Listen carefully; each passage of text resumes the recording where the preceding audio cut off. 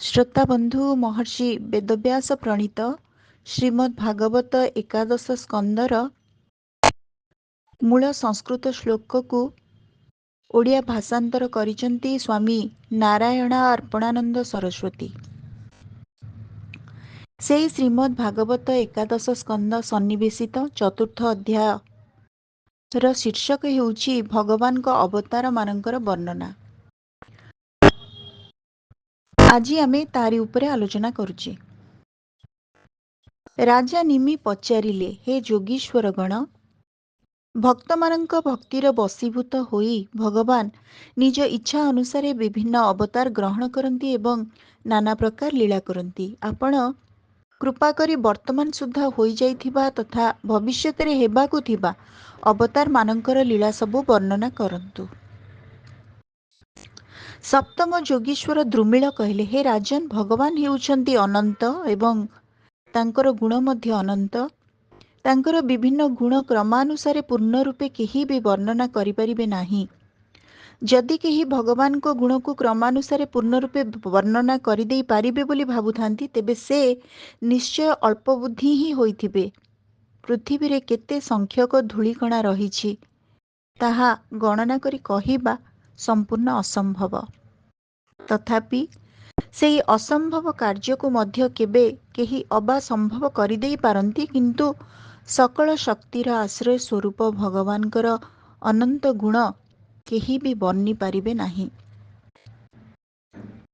ଭୂମି, ଜଳ, ଅଗ୍ନି, ବାୟୁ ଓ ଆକାଶ, ଏହି ମହାପଞ୍ଚଭୂତକୁ ଭଗବାନ ନିଜେ ହିଁ ନିଜ ଭିତରୁ ସୃଷ୍ଟି କରିଛନ୍ତି। ସେହି ପଞ୍ଚଭୂତ ଦ୍ୱାରା ବିରାଟ ବ୍ରହ୍ମାଣ୍ଡ ନିର୍ମାଣ କରି ଭଗବାନ ଲୀଳା ଛଳରେ ନିଜର ଅଂଶ ଅନ୍ତର୍ଯ୍ୟାମୀ ରୂପେ ସେଥିରେ ପ୍ରବେଶ କରିଛନ୍ତି। ସେହି ଆଦିଦେବ ନାରାୟଣଙ୍କୁ ହିଁ ପୁରୁଷ ନାମରେ ଉଲ୍ଲେଖ କରାଯାଏ। ଏହି ତ୍ରିଭୁବନ ହେଉଛି ଭଗବାନଙ୍କର ଶରୀର।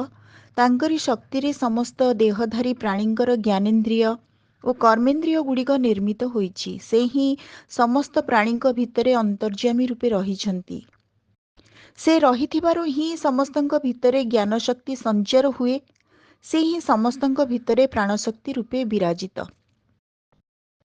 ତାଙ୍କରି ଶକ୍ତିରୁ ହିଁ ସମସ୍ତଙ୍କୁ ଶାରୀରିକ ବଳ, ମାନସିକ ଶକ୍ତି ଏବଂ କ୍ରିୟା ଶକ୍ତି ପ୍ରାପ୍ତ ହୁଏ। ସେହି ଆଦିକର୍ତ୍ତା ଭଗବାନ ନାରାୟଣ ହିଁ ସତ୍ୱାଦି ତିନି ଗୁଣ ଦ୍ୱାରା ସଂସାରର ଉତ୍ପତ୍ତି, ସ୍ଥିତି ଓ ପ୍ରଳୟ ସଂଗଠିତ କରନ୍ତି। ଏସବୁ ହେଉଛି ତାଙ୍କରି ଲୀଳା ବିଳାସ। ସେହି ଆଦିପୁରୁଷ ନାରାୟଣ ସର୍ବପ୍ରଥମେ ବିଶ୍ୱ ସୃଷ୍ଟି ନିମନ୍ତେ ରଜୋଗୁଣ ଦ୍ୱାରା ବ୍ରହ୍ମାରୂପ ହୁଅନ୍ତି ଏବଂ ସେହି ଯଜ୍ଞାଧିପତି ଭଗବାନ ନାରାୟଣ ହିଁ ସତ୍ୱଗୁଣ ସ୍ୱୀକାର କରି ବ୍ରାହ୍ମଣମାନଙ୍କର ତଥା ଧର୍ମର ମର୍ଯ୍ୟାଦା ରଖିବା ପାଇଁ ଓ ବିଶ୍ୱ ପାଳନ କରିବାକୁ ବିଷ୍ଣୁ ରୂପ ହୁଅନ୍ତି। ସେହି ଆଦିପୁରୁଷ ନାରାୟଣ ହିଁ ତମୋ ଗୁଣ ଦ୍ୱାରା ରୁଦ୍ର ରୂପ ହୋଇ ବିଶ୍ୱ ସଂହାର କରନ୍ତି। ଏହିପରି ଭାବରେ ଜଗତର ଉତ୍ପତ୍ତି, ସ୍ଥିତି ଓ ପ୍ରଳୟ ତାଙ୍କରି ଦ୍ୱାରା ହିଁ ହୁଏ। ଦକ୍ଷ ପ୍ରଜାପତିଙ୍କର କନ୍ୟା ମୂର୍ତ୍ତି ଥିଲେ ଧର୍ମଙ୍କର ପତ୍ନୀ। ଭଗବାନ ସେହି ମୂର୍ତ୍ତିଙ୍କ ଗର୍ଭରୁ ଋଷି ଶ୍ରେଷ୍ଠ ଶାନ୍ତ ମୂର୍ତ୍ତି ନର ନାରାୟଣ ରୂପରେ ଅବତାର ଗ୍ରହଣ କଲେ। ସେହି ଅବତାରରେ ସେ ଆତ୍ମତତ୍ତ୍ୱର ସାକ୍ଷାତକାର କରାଉଥିବା ଭଗବତ ଆରାଧନା ରୂପୀ କର୍ମ ଉପଦେଶ ଦେଲେ। ସେହି କର୍ମ ଜୀବକୁ ବନ୍ଧନରୁ ମୁକ୍ତ କରେ ଏବଂ ନୈଷ୍କର୍ମ୍ୟ ସ୍ଥିତି ପ୍ରାପ୍ତ କରାଏ। ନୈଷ୍କର୍ମ୍ୟ କହିଲେ ନିଷ୍କାମ କର୍ମ, ଯେଉଁଥିରେ କାମନା ନାହିଁ, ଅର୍ଥାତ୍ କାମନା ରହିତ କର୍ମ। ସେ ନିଜେ ମଧ୍ୟ ସେହି ବିଧିରେ କର୍ମ ଆଚରଣ କଲେ ଏବଂ ଏବେ ମଧ୍ୟ ଲୋକ କଲ୍ୟାଣ ନିମନ୍ତେ ସେ ବଦରିକାଶ୍ରମରେ ନର ନାରାୟଣ ରୂପରେ ବିରାଜିତ ଅଛନ୍ତି। ବଡ଼ ବଡ଼ ମୁନି ଋଷି ତାଙ୍କର ଚରଣ କମଳର ସେବା କରୁଛନ୍ତି। ଥରକର କଥା, ନର ନାରାୟଣଙ୍କର ଘୋର ତପସ୍ୟା ଦେଖି ଇନ୍ଦ୍ରଙ୍କର ସନ୍ଦେହ ହୋଇଗଲା ଯେ ସମ୍ଭବତଃ ତାଙ୍କଠାରୁ ସ୍ୱର୍ଗପୁରୀ ଛଡ଼ାଇ ନେବାକୁ ଚାହୁଁଛନ୍ତି। ତେଣୁ ନର ନାରାୟଣଙ୍କ ତପସ୍ୟାରେ ବିଘ୍ନ ଘଟାଇବା ନିମନ୍ତେ ଇନ୍ଦ୍ର କାମଦେବଙ୍କୁ ତାଙ୍କର ସେନା ସହିତ ବଦରିକାଶ୍ରମକୁ ପଠାଇଦେଲେ। କାମଦେବ ତ ନର ନାରାୟଣଙ୍କ ମହିମା ଜାଣିନଥିଲେ। ତେଣୁ ସେ ନିଜର ସେନା ସହିତ ଅର୍ଥାତ୍ ଅନେକ ଅପ୍ସରା, ବସନ୍ତ ଋତୁ ତଥା ମନ୍ଦ ସୁଗନ୍ଧ ବାୟୁ ସହିତ ସେଠାକୁ ଯାଇ ସ୍ତ୍ରୀମାନଙ୍କ କଟାକ୍ଷ ବାଣରେ ସେମାନଙ୍କୁ ଆଘାତ କରିବାକୁ ଚେଷ୍ଟା କଲେ। ଭଗବାନ ନର ନାରାୟଣ ଜାଣିଗଲେ ଯେ ତାହା ହେଉଛି ଇନ୍ଦ୍ରଙ୍କର କୁକାର୍ଯ୍ୟ। ନରନାରାୟଣଙ୍କ ପ୍ରଭାବ ଦେଖି କାମଦେବଙ୍କ ସୈନ୍ୟମାନେ ଭୟରେ କମ୍ପିଲେ। କୌଣସି ବିସ୍ମୟ ବା କ୍ରୋଧ ପ୍ରକାଶ ନ କରି ନରନାରାୟଣ ସେମାନଙ୍କୁ ଅଭୟଦାନ ପୂର୍ବକ ହସି ହସି କହିଲେ, ହେ ମଦନ, ମାରୁତ ଓ ଅପ୍ସରାଗଣ, ତୁମେମାନେ ଡର ନାହିଁ। ତୁମେମାନେ ଆମ ଆଶ୍ରମକୁ ଆସିଛ, ତେଣୁ ଆମ ଆତିଥ୍ୟ ଗ୍ରହଣ କର। ଏହି ଆଶ୍ରମକୁ ଅତିଥି ରହିତ କର ନାହିଁ। ହେ ରାଜନ୍, ନରନାରାୟଣ ଋଷି ଅଭୟଦାନ କରି ଏପରି କହିବାରୁ କାମଦେବ ଆଦି ଲଜ୍ଜାରେ ମଥା ପୋତିଦେଲେ। ଦୟାଳୁ ପ୍ରଭୁ ସେମାନଙ୍କୁ କହିଲେ, ଦୟାଳୁ ନରନାରାୟଣଙ୍କୁ ସେମାନେ କହିଲେ, ପ୍ରଭୁ, ଆପଣ ତ ହେଉଛନ୍ତି ପରବ୍ରହ୍ମ ସ୍ୱରୂପ, ନିର୍ବିକାର, ବଡ଼ ବଡ଼ ଆତ୍ମାରାମ ଓ ଧୀର ପୁରୁଷ ନିରନ୍ତର ଆପଣଙ୍କ ଚରଣ କମଳରେ ପ୍ରଣାମ କରୁଛନ୍ତି। ତେଣୁ ଏପରି କହିବା ଆପଣଙ୍କ ପକ୍ଷରେ କୌଣସି ଆଶ୍ଚର୍ଯ୍ୟର କଥା ନୁହେଁ। ଯେଉଁମାନେ ଦେବତାମାନଙ୍କୁ ଆରାଧନା କରିବା ପାଇଁ ଯଜ୍ଞ ଆଦିରେ ଦେବତାମାନଙ୍କ ନାମରେ ହବିର ଭାଗ ଅର୍ପଣ କରନ୍ତି, ସେମାନଙ୍କ ସାଧନାରେ ଦେବତାମାନେ ବିଘ୍ନ ଘଟାନ୍ତି ନାହିଁ। କିନ୍ତୁ ଆପଣଙ୍କ ଭକ୍ତ ଆପଣଙ୍କୁ ଭକ୍ତି କଲେ ଦେବତାମାନେ ସେହି ଭକ୍ତିରେ ବହୁ ବିଘ୍ନ ଘଟାନ୍ତି। ସେମାନେ ଭାବନ୍ତି ଯେ ସେହି ଭକ୍ତ ସେମାନଙ୍କ ସ୍ୱର୍ଗକୁ ଲଙ୍ଘନ କରି ପରମ ପଦ ପାଇବାକୁ କାହିଁକି ଯାଉଛନ୍ତି। କିନ୍ତୁ ଆପଣ ତ ହେଉଛନ୍ତି ଆପଣଙ୍କ ଭକ୍ତଙ୍କ ରକ୍ଷକ, ତେଣୁ ଆପଣ ସେହିସବୁ ବିଘ୍ନକୁ ନିଜ ପାଦରେ ଦଳି ଦିଅନ୍ତି ଏବଂ ଭକ୍ତମାନଙ୍କ ଦ୍ୱାରା ସୁରକ୍ଷିତ ହୋଇ ଆପଣଙ୍କ ଧାମକୁ ଚାଲିଯାଆନ୍ତି। କେତେକ ଲୋକ ଏହିପରି ଯେ ସେମାନେ କ୍ଷୁଧା, ତୃଷା, ଶୀତ, ଉଷ୍ମ, ବର୍ଷା, ବାତ୍ୟା ଆଦି ଦ୍ୱାରା ଘଟୁଥିବା କଷ୍ଟକୁ ଓ ରସନେନ୍ଦ୍ରିୟ ତଥା ଜନନେନ୍ଦ୍ରିୟର ଆବେଗକୁ ମଧ୍ୟ ସହିଯାଆନ୍ତି। ଯେଉଁ କଷ୍ଟ ଓ ଆବେଗ ସହ୍ୟ କରିବା ଅତ୍ୟନ୍ତ କଠିନ, ସେମାନେ ସେଭଳି କଷ୍ଟ ଓ ଆବେଗର ସମୁଦ୍ରକୁ ମଧ୍ୟ ପାର ହୋଇଯାଆନ୍ତି। ହେଲେ ସେମାନେ କ୍ରୋଧର ବଶୀଭୂତ ହୋଇ ସତେ ଯେମିତି ସାମାନ୍ୟ ଗୋରୁ ଖୋଜାରେ ଥିବା ଜଳରେ ବୁଡ଼ିଯାଆନ୍ତି। ଏପରି ବୁଡ଼ିଯାଇ ସେମାନେ ନିଜର ସମଗ୍ର କଠିନ ତପସ୍ୟାକୁ ବ୍ୟର୍ଥ କରିଦିଅନ୍ତି। କାମଦେବ ଓ ବସନ୍ତ ଆଦି ଭଗବାନଙ୍କୁ ଏପରି ସ୍ତୁତି କରିବାରୁ ସର୍ବଶକ୍ତିମାନ ଭଗବାନ ନିଜ ଯୋଗ ବଳରେ ସେମାନଙ୍କ ସମ୍ମୁଖରେ ବହୁ ରମଣୀଙ୍କୁ ପ୍ରକଟ କରିଦେଲେ।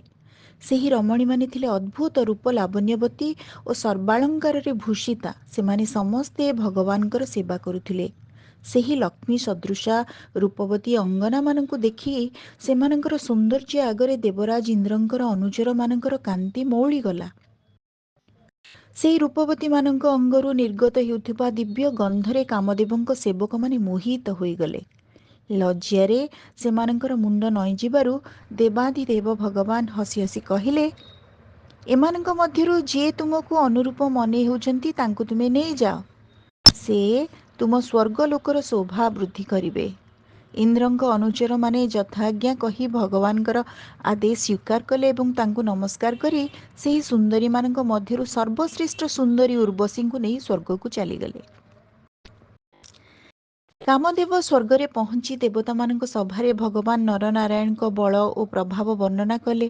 ଇନ୍ଦ୍ର ନିଜର କୃତକର୍ମ ମନେ ପକାଇ ଭୟଭୀତ ହୋଇଗଲେ ଏବଂ ଭଗବାନଙ୍କର ପ୍ରଭାବ ଦେଖି ବିସ୍ମିତ ମଧ୍ୟ ହୋଇଗଲେ। ସେହି ଭଗବାନ ନାରାୟଣ ହିଁ ଜଗତର ମଙ୍ଗଳ ନିମନ୍ତେ ନିଜ ଅଂଶ ଧରି ଅନେକ ଅବତାର ଗ୍ରହଣ କରିଥିଲେ। ସେହି ହଂସ ସ୍ୱରୂପ ହୋଇ ଆତ୍ମଯୋଗ ବିଷୟରେ ଉପଦେଶ ଦେଇଥିଲେ ତଥା ସେ ହିଁ ଦତ୍ତାତ୍ରେୟ, ସନତ କୁମାର ଓ ଆମର ପିତା ଋଷଭଦେବ ରୂପେ ମଧ୍ୟ ଆତ୍ମଯୋଗ ବିଷୟରେ ଉପଦେଶ ଦେଇଥିଲେ।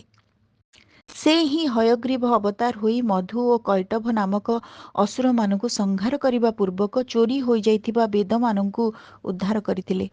ପ୍ରଳୟ ସମୟରେ ମତ୍ସ୍ୟାବତାର ହୋଇ ସେ ହିଁ ସତ୍ୟବ୍ରତ ମନୁଙ୍କୁ, ପୃଥିବୀକୁ ତଥା ଔଷଧିଗୁଡ଼ିକୁ ରକ୍ଷା କରିଥିଲେ। ବରାହ ଅବତାର ଧରି ସେ ହିରଣ୍ୟାକ୍ଷକୁ ମାରିଥିଲେ ଏବଂ ରସାତଳରେ ବୁଡ଼ି ଯାଇଥିବା ପୃଥିବୀକୁ ଉଦ୍ଧାର କରିଥିଲେ।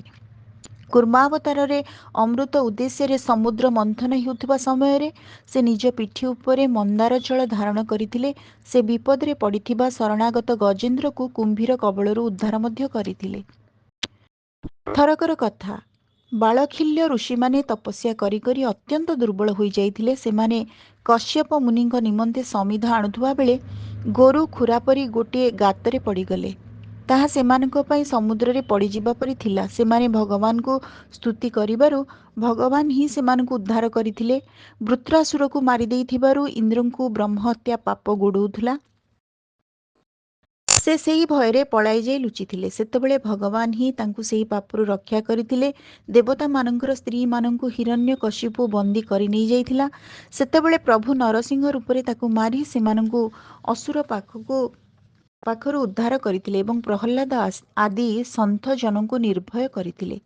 ଦେବତାମାନଙ୍କୁ ରକ୍ଷା କରିବା ନିମନ୍ତେ ଭଗବାନ ଦେବାସୁର ସଂଗ୍ରାମରେ ଦୈତ୍ୟପତିମାନଙ୍କୁ ବଧ କରିଥିଲେ ଏବଂ ବିଭିନ୍ନ ମନ୍ୱନ୍ତରରେ ନିଜ ଶକ୍ତି ବଳରେ ଅନେକ ଅଂଶାବତାର ଗ୍ରହଣ କରି ତ୍ରିଭୁବନକୁ ରକ୍ଷା କରିଥିଲେ। ପୁଣି ବାମନ ଅବତାରରେ ଦାନ ମାଗିବା ବାହାନାରେ ଏହି ପୃଥିବୀକୁ ଦୈତ୍ୟରାଜ ବଳିଙ୍କଠାରୁ ଛଡ଼ାଇ ନେଇଯାଇ ଅଦିତିଙ୍କ ପୁତ୍ର ଦେବତାମାନଙ୍କୁ ପ୍ରଦାନ କରିଥିଲେ। ଭୃଗୁପତି ପରଶୁରାମ ଅବତାରରେ ସେ ହୟ କୂଳକୁ ନାଶ କରିବା ନିମନ୍ତେ ଅଗ୍ନି ସ୍ୱରୂପ ହୋଇ ପୃଥିବୀକୁ 21 ଥର କ୍ଷତ୍ରିୟ ଶୂନ୍ୟ କରିଦେଇଥିଲେ। ଭଗବାନ ରାମାବତାରରେ ସମୁଦ୍ରରେ ସେତୁ ବାନ୍ଧି ଦଶମୁଖ ରାବଣକୁ ତାର ସେନା ସହିତ ମାରି ଦେଇଥିଲେ। ଶୋକ ଓ ଭୟନାଶକ ରୂପେ କୀର୍ତ୍ତି ବିସ୍ତାର କରିଥିବା ସୀତାପତି ଶ୍ରୀରାମଙ୍କର ସଦା ଜୟ ହେଉ। ହେ ରାଜନ୍, ଅଜନ୍ମା ହୋଇ ମଧ୍ୟ ଭଗବାନ ପୃଥିବୀର ଭାର ହରଣ କରିବା ନିମନ୍ତେ ଯଦୁବଂଶରେ ଜନ୍ମ ହେବେ ଏବଂ ବଡ଼ ବଡ଼ ଦେବତାମାନେ ମଧ୍ୟ ଯେଉଁ କର୍ମ କରିପାରନ୍ତି ନାହିଁ ସେପରି ଅଲୌକିକ କର୍ମମାନ କରିବେ। ଆହୁରି ଭବିଷ୍ୟତରେ ପ୍ରଭୁ ବୁଦ୍ଧ ରୂପରେ ଅବତାର ନେବେ। ଯଜ୍ଞର ଅନଧିକାରୀମାନେ ଯଜ୍ଞ କରୁଥିବା ଦେଖି ସେ ସେମାନଙ୍କୁ ଅନେକ ପ୍ରକାର ମତ ଦ୍ୱାରା ମୋହିତ କରିଦେବେ ଏବଂ କଳିଯୁଗର ଶେଷରେ କଳ୍କି ଅବତାର ଗ୍ରହଣ କରି ପ୍ରଭୁ ଶୂଦ୍ର ରାଜାମାନଙ୍କୁ ସଂହାର କରିବେ। ହେ ମହାବାହୁ ବିଦେହରାଜ, ଭଗବାନଙ୍କର କୀର୍ତ୍ତି ଅନନ୍ତ। ମହାତ୍ମାମାନେ ଜଗନ୍ନାଥଙ୍କର ଏହିପରି ଅନେକ ଜନ୍ମ ଓ କର୍ମକୁ ବହୁଶଃ ଗାନ କରନ୍ତି। ମୁଁ ଅତ୍ୟନ୍ତ ସଂକ୍ଷେପରେ ଭଗବାନଙ୍କର ଅଳ୍ପ କେତେକ ଲୀଳା ମାତ୍ର ବର୍ଣ୍ଣନା କଲି। ଇତି ଶ୍ରୀମଦ୍ଭାଗବତେ ମହାପୁରାଣେ ପାରମହଂସ୍ୟାମ୍ ସଂହିତାୟାମ୍ ଏକାଦଶ ସ୍କନ୍ଧେ ଚତୁର୍ଥୋଧ୍ୟାୟ। ଶ୍ରୋତାବନ୍ଧୁ, ଆମେ ଆଜି ଶୁଣୁଥିଲେ ଶ୍ରୀମଦ୍ଭାଗବତର ଏକାଦଶ ସ୍କନ୍ଧ ସନ୍ନିବେଶିତ ଭଗବାନଙ୍କର ଅବତାର ମାନଙ୍କର ବର୍ଣ୍ଣନା। ଅଡିଓଟି କେମିତି ଲାଗିଲା ଆପଣମାନଙ୍କର ମତାମତ ଅପେକ୍ଷାରେ। ଧନ୍ୟବାଦ।